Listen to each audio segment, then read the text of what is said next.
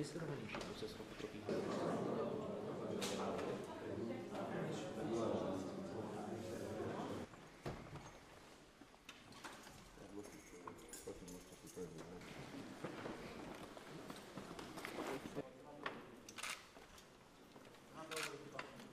Je to nespravodlivé.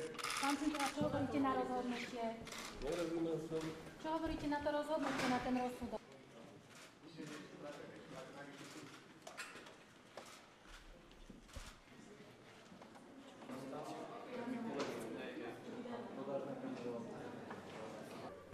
Pán obžalovaný nie je žiaden dôchodca, ale že to je terorista, ktorý chcel zaviesť určitý precedens, že v demokratickom a právnom štáte sa politická konfrontácia má riešiť násilnými prostriedkami. Tá výpoveď podozrivého bola jednoznačná.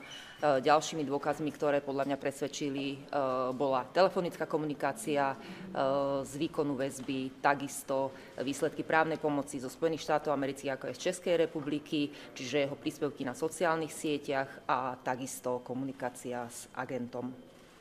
Tieto súd vyhodnotil a dospel podľa mňa k správnemu a zákonnému záveru.